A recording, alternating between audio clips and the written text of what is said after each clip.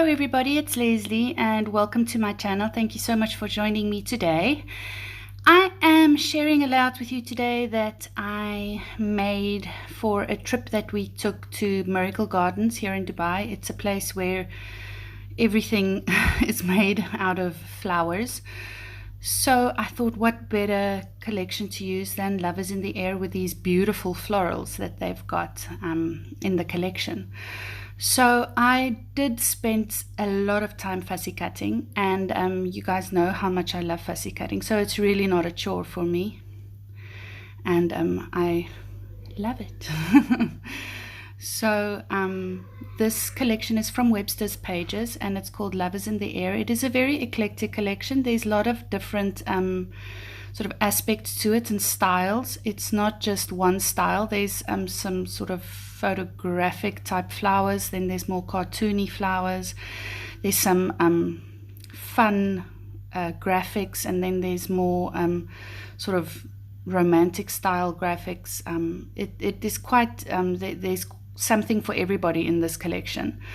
So it is, I find it difficult to put everything together on a page because everything is so different, and there's not a lot of embellishments in this collection as well. So you've got to sort of make your own embellishments with fussy cutting or something like that. There's you know, a couple of cut aparts. There's some beautiful butterflies in this collection as well, and obviously these florals, and that is what I'm going to use today. The background paper as well, the hearts, that's also from this. I think everything I use on this paper except some of the embellishments is from this Webster's pages collection. So even that little word love that I'm going to use for my title, that is also from the Webster's pages collection, and that is actually like a little sticker that I am just cutting the word love out of, and they are making sort of another type of die cut.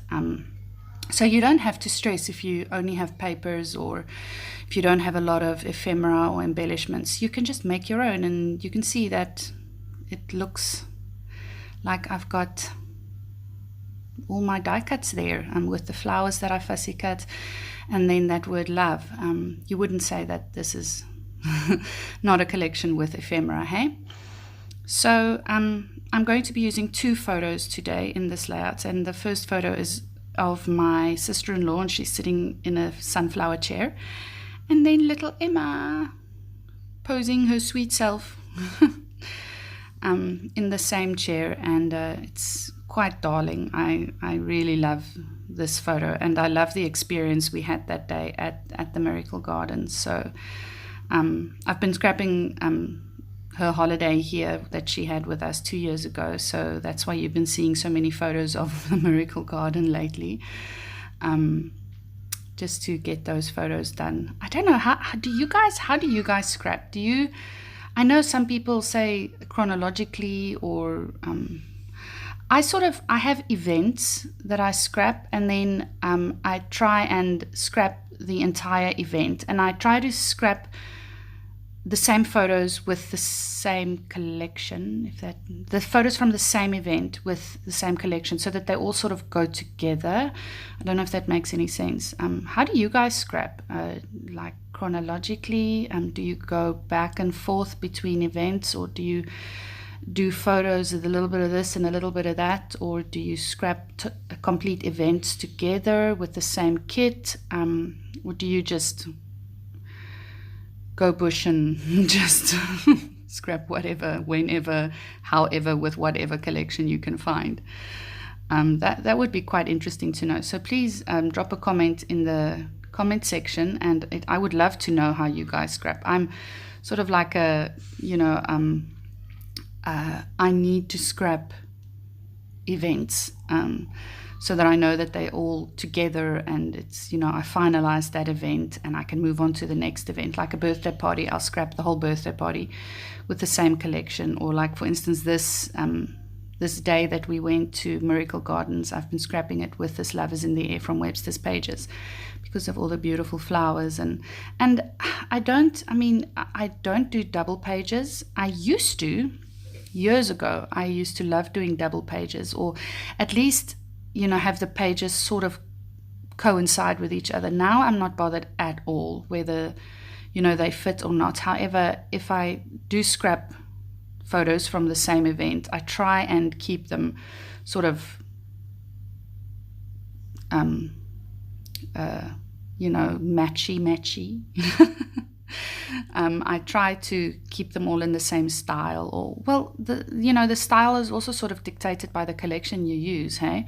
I mean, if I used, say for instance, if I used a Bella Boulevard or a Doodlebug collection for this, it would look completely different than what I'm using now with Webster's pages is a lot more classic, I think, than Bella Boulevard or Doodlebug. Doodlebug and Bella Boulevard are a bit more youthful, if I can say it that way, and cartoony, especially Doodlebug. Bella Boulevard still has its classic elements. They've usually got a floral or something that's really beautiful, and it's very bright as well, hey?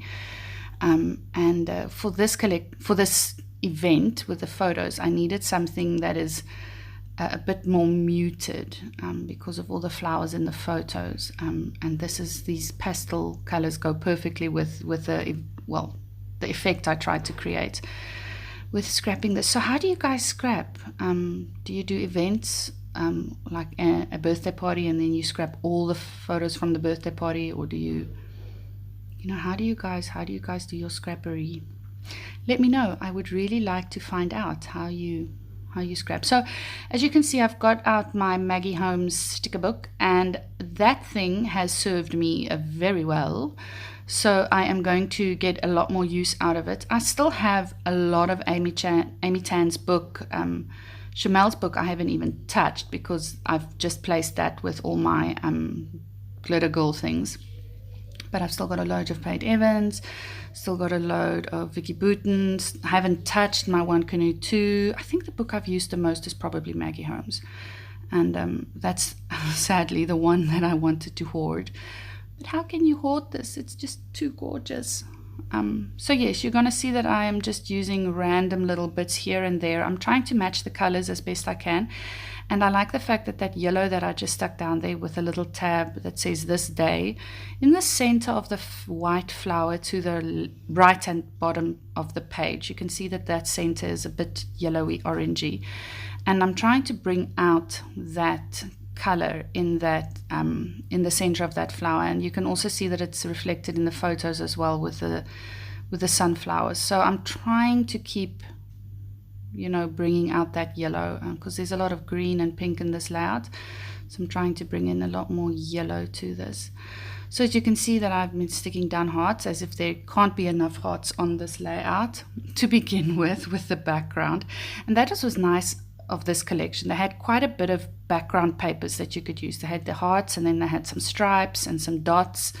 So this collection really sort of covered all the bases. You know, it wasn't very cohesive, but it covered all the bases, and that's what I really like. You know, it's okay. I am making it work. That is the biggest thing, hey?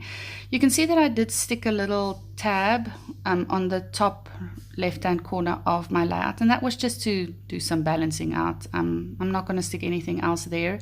It's just to add something to something up at the top there. It looked a bit bare up at the top, and it also connects those little hearts that I'm sticking down now. It draws your eye from the top left-hand corner, makes an arc down to the bottom right-hand corner. This layout sort of, you know, flows like that. So I really love reading your comments. I read every single one of them, and I try to respond to everyone. If it's not a love or a like to the comment, I try to respond to the comment. So please leave your comments, and if you're not subscribed already, please consider subscribing. It would be lovely to have new faces on the subby list. To my other subscribers, thank you so much for keep on watching my photos. And thanks for all the love. See you soon. Bye.